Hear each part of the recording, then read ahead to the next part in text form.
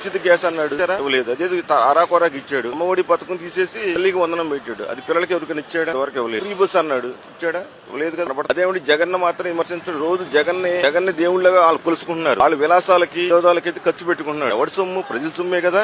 రోజు బండి వాడుతున్నాం, పెట్రోల్ కడుతున్నాం. ఆ డబ్బులంతా గవర్నమెంట్ తీసి వాళ్ళ విలాసాలకి వినోదాలకి ఉపయోగం ఉంది. ఏ గవర్నమెంట్ తెలివితేటలకి పక్కా తప్పుకుని లేకుండా. కాకపోతే జనసేన ఉన్నాడు, ఏం ఉపయోగం? పరిశీలిస్తున్నాం కానీ ఏమి ఉపయోగం లేదు. పవన్ కళ్యాణ్ గారు గెలిపించండి, దగ్గర అన్ని చేస్తా.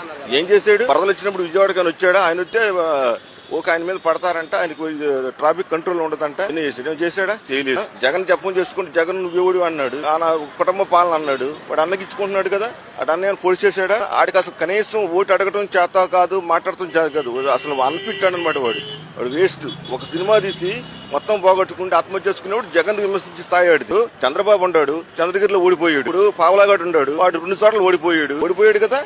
లోకేష్ ఉన్నాడు, మంగళగిరిలోకి వెళ్ళి. జగన్ ఇంతవరకు ఓటమి ఎరగని నాయకుడు, దమ్మున్న నాయకుడు, మరి అత్యధిక మెజార్టీతో సంపాదించినాడు. అలా సరిపోయిన సొంత పార్టీ పెట్టి దమ్ముగా గెలిచి వచ్చినాడు. ఆయన విమర్శించి ఉన్నాడు. అంత అనకూడదు. ఇప్పుడు నువ్వు వచ్చావు, నువ్వేం చేస్తావు? వచ్చావు. జగన్ చేశాడు గత 3 ఏళ్ళు నువ్వు చేస్తే 3 టర్మ్ సీఎం గా అప్పుడేం పీకేవు? ఏం పీకలేదుగా. ఇప్పుడు ఇచ్చావు నువ్వు.